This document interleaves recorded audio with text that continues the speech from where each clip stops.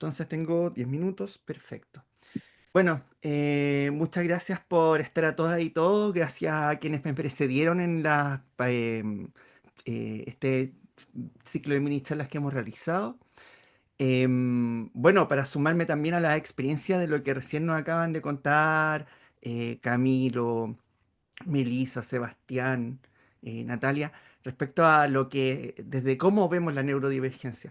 Pero yo quería cerrar con un tema que creo que de alguna u otra forma traspasa conceptos relacionados con varias neurodivergencias.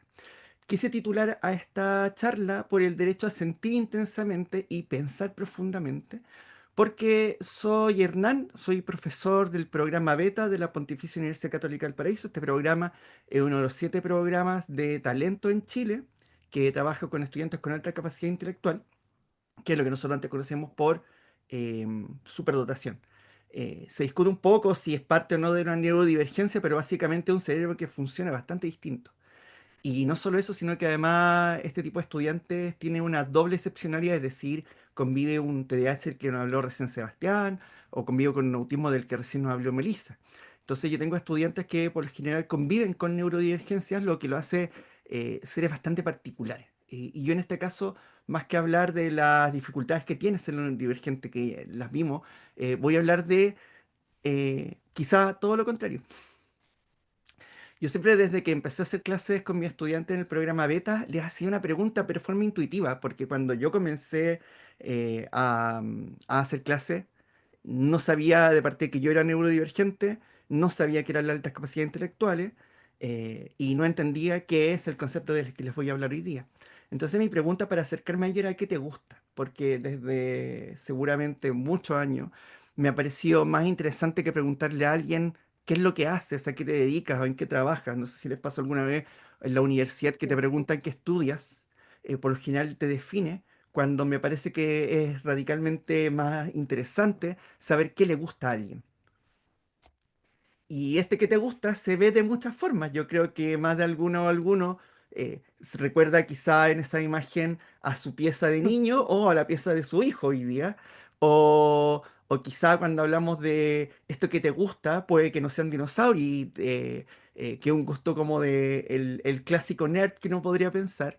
Pero ¿y qué pasa si te gusta el fútbol demasiado y tienes una colección de camisetas o armas con tu novio castillos de Lego? O si, no sé, recordamos a esta generación perdida de la que hablaba la chica, sobre quizá esa abuelita o ese abuelo que colecciona loza, colecciona figuras, estampilla, que es fanático de la Segunda Guerra Mundial.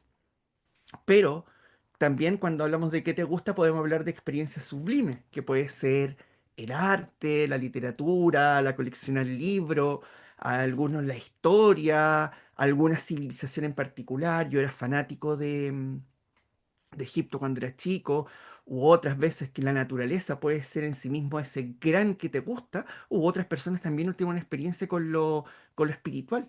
Eh, y pasa algo muy interesante, que todas estas formas o estos que te gustan son distintos en cada uno de nosotros. Y yo preguntaba qué te gustan mis estudiantes antes de incluso de hacer mi diplomado en altas capacidades, en educación en altas capacidades. Pero después me di cuenta de que este concepto también me abarcaba a mí y hoy día, por ejemplo, tengo mis intereses más profundos metidos en la conciencia y el universo, solo para compartir. Pero ¿qué pasa? Estos intereses tan profundos de los que le hablaba recién, que podría pasar desde un Lego hasta la inmensidad de la naturaleza o del universo, aparecen en el DMS5, cuando muchas veces te dicen que dime algún libro que te represente, el DSM-5. Entonces, ¿qué pasa? Que aquí en general, cuando se habla de criterios diagnósticos del autismo, en su letra B, en su punto 3 habla de intereses muy restringidos y fijos que son anormales en cuanto a su intensidad o foco de interés.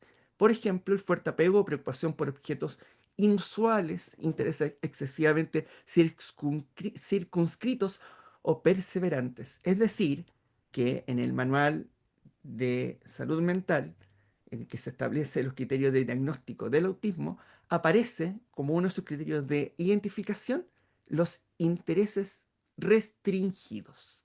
Es decir, en este manual de psiquiatría aparece este concepto del que recién le hablaba. Y hagan memoria si hay algo que les guste mucho a ustedes o no, piensen en algún papá, mamá, incluso en su abuelito.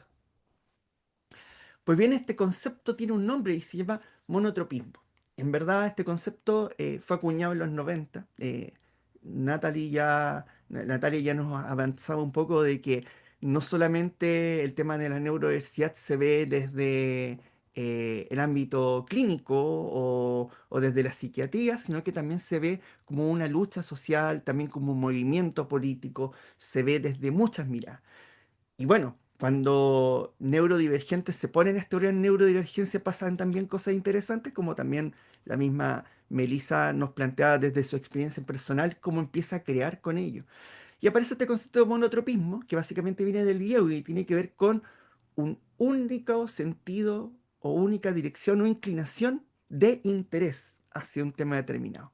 Entonces, ¿qué ocurre? Que aquí esta teoría del autismo desarrollada por personas autistas en los años 90, que son Diane Murray, Gwen Lawson y Mike Lesner, plantean este concepto que habla de que las mentes monotrópicas tienden a concentrar su atención en un número reducido de interés o actividad a la vez, generando una atención de túnel. Es decir, aquí se establece con un concepto académico la idea de qué es esta obsesión, este interés profundo, este interés especial que aparece. Y ojo, que no tiene que ver, o no aparece solamente el autismo, sino que también aparece la neurodivergencia. Y ojo, también en las altas capacidades intelectuales. Yo a mis estudiantes, a quienes le hago clase desde el año 2019, debo, entre otras cosas, identificarlos como personas con intereses profundos. Ahora bien, esta idea, ¿y por qué también se establece como un criterio diagnóstico en el DSM-5? Porque presenta desafíos. De hecho, muchas veces y muchos profesionales de salud plantean la idea de que son intereses restringidos y que generan problemas en el desarrollo de niñas y niños y que tiene que ver con distorsión de la experiencia temporal. Es decir, te dedicas demasiado tiempo a una actividad en particular. eh, Además, hay una dificultad eh, m- básicamente en el cambio de proceso de cambiar de una tarea a otra. Si estás en una actividad que te genera un interés y una satisfacción e interés o básicamente una obsesión, es muy difícil transitar desde esa actividad o desde ese pensamiento a otra acción.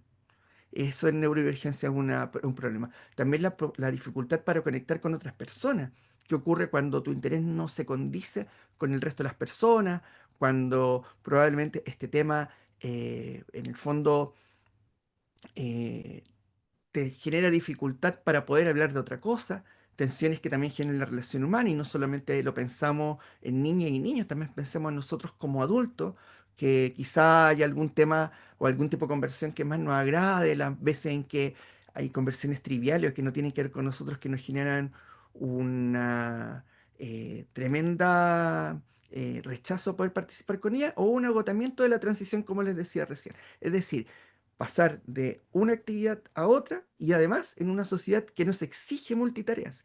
¿Y qué tipo de sociedad? Una sociedad capitalista. Básicamente nos pide estar constantemente, estar revisando teléfonos, mails. Hoy día está muy popularizado utilizar una serie de pantallas para trabajar en, en tu oficina, es decir, estar siempre produciendo. Para las personas que tenemos intereses profundos o esta forma de concentrarnos en determinada actividad es un problemón pasar de una u otra actividad.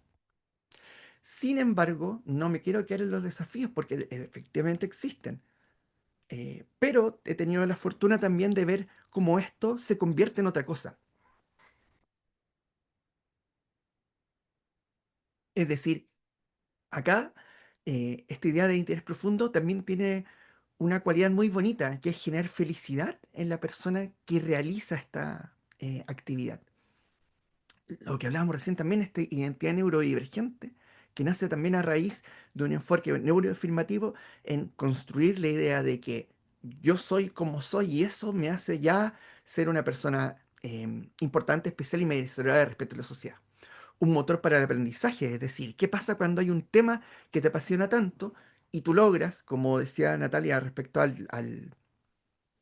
en, en un video que vi de Natalia hablando sobre eh, un gusto de un niño sobre los pingüinos o sobre otro tema, qué sé yo. Esto puede ser un motor para construir e ir tejiendo nuevo aprendizaje, nuevos conocimientos y, vuelvo a insistir, vinculen esto con la realidad adulta, porque muchas veces pensamos esto en la niñez. ¿Qué pasa cuando tu aprendizaje o tu interés profundo o tu hiperfoco en algo se construye también en tu tema de investigación doctoral?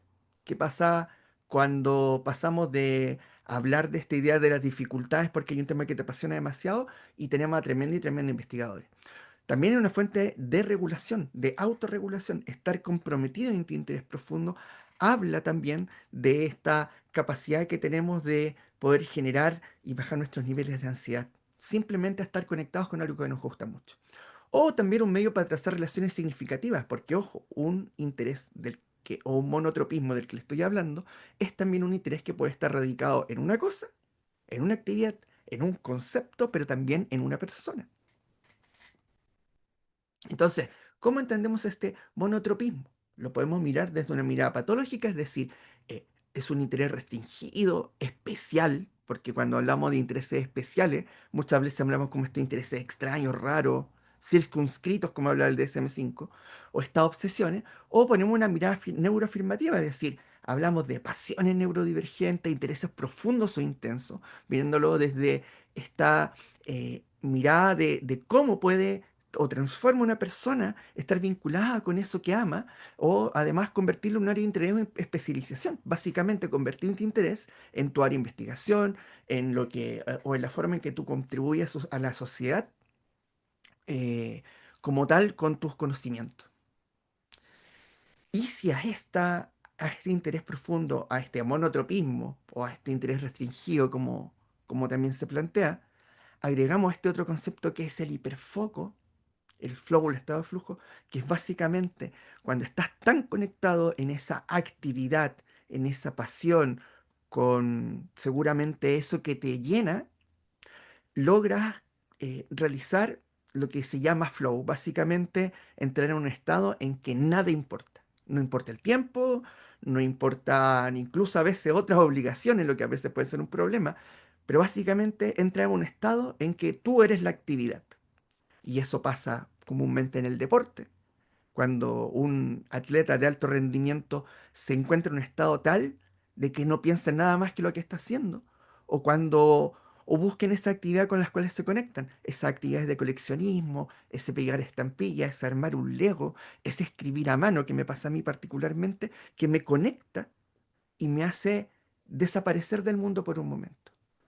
Cuando logramos conectar nuestro interior en profundo con ese flow, que muchas veces aparece de forma natural, eh, logramos de que ese interés restringido, el que muchas veces se vio como algo raro, como la misma Melissa comentaba recién en su charla pasada, de esta vuelta al bullying, de qué sé yo, cómo ese interés profundo, eso que nos hace raros para el resto, se convierte en una actividad sublime que nos saca del mundo, que nos hace convertirnos en expertos por un momento, pero que a su vez no solamente se queda en ese momento, sino que se puede convertir en una fuente fundamental de autoconocimiento, tan necesario para poder llevar una vida plena, de autorrealización. Qué importante es poder ponerse objetivos que uno pueda cumplir, pero por sobre todo, y que creo que es un temazo que da para otra conversación más,